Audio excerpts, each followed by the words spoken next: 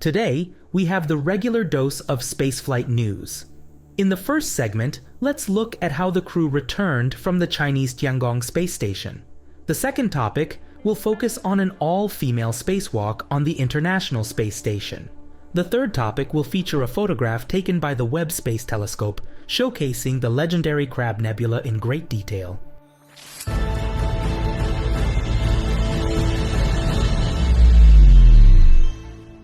In one of the previous episodes of our show, we covered the launch of the Shenzhou 17 spacecraft, which brought a 3-person crew to the Tiangong space station. For several days, 6 people lived on this station, but on October 30th, it was time to say goodbye. At 12:37 Universal Time, the Shenzhou 16 spacecraft detached from the Tianhe module.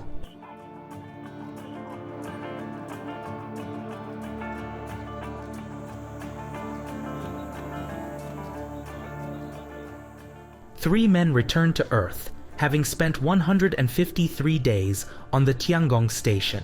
The spacecraft was commanded by Jing Haipeng, an extremely experienced astronaut who had already completed 3 space missions. He was accompanied by 2 rookie astronauts, Zhu Yangzhu and Gui Haichao.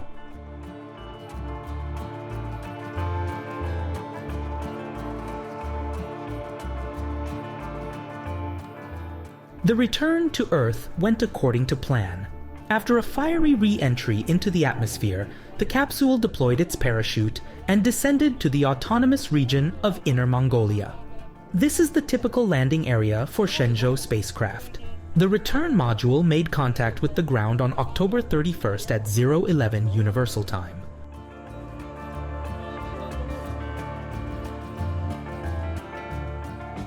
After landing, the capsule tipped over, but such events are relatively common. Rescue teams arrived at the site to assist the crew members in exiting the spacecraft.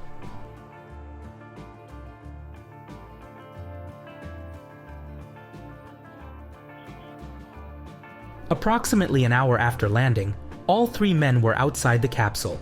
Initial health checks were conducted at the landing site, and afterward, the crew headed to Beijing.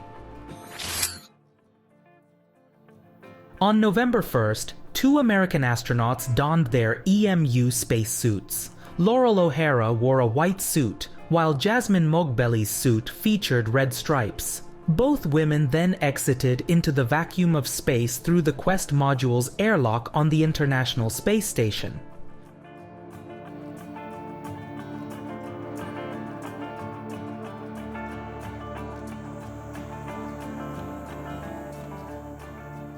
Spacewalks involving 2 female astronauts are certainly not common. However, this wasn't the first time such an event occurred. At the end of 2019 and beginning of 2020, the ISS saw 3 spacewalks conducted by the female duo of Christina Koch and Jessica Meir. Thus, the most recent spacewalk was the 4th in history to feature a pair of female astronauts.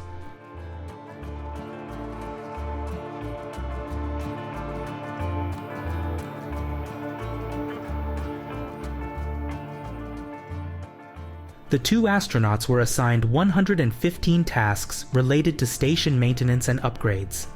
One significant task involved the removal of one of the 12 bearings that make up the Solar Alpha Rotary Joint, or SARJ mechanism, responsible for rotating the photovoltaic panel arrays.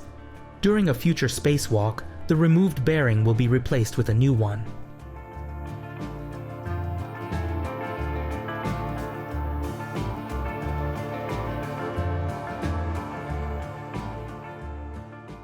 One uncommon event occurred during the spacewalk when Laurel O'Hara's grease gun slipped from her grasp and floated away.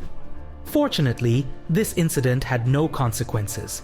The tool wasn't needed, and the object doesn't pose a collision risk to the station.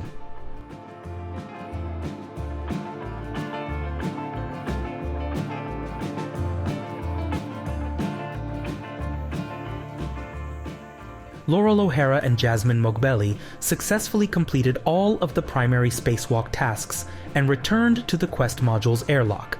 Their spacewalk lasted 6 hours and 42 minutes.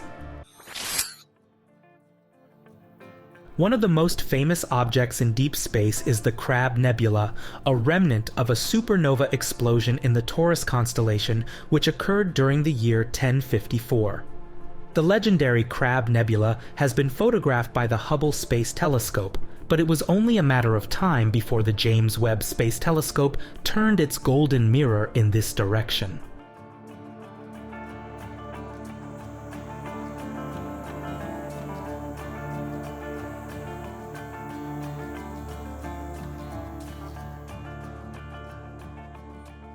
The result is a stunning image. In the infrared part of the spectrum, we can observe a delicate cage-like structure of tangled red-orange gas filaments. Doubly ionized sulfur is detectable within these filaments. In some regions, you can see knotted structures that appear yellow, white, and green. These structures represent areas with dust particles.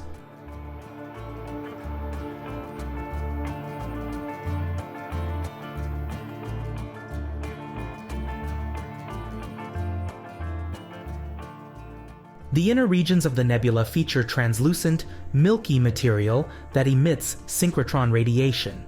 This radiation is emitted across the entire electromagnetic spectrum, but appears exceptionally vivid due to the sensitivity and spatial resolution of the Webb telescope. The radiation is produced by particles circulating magnetic field lines at extremely high velocities.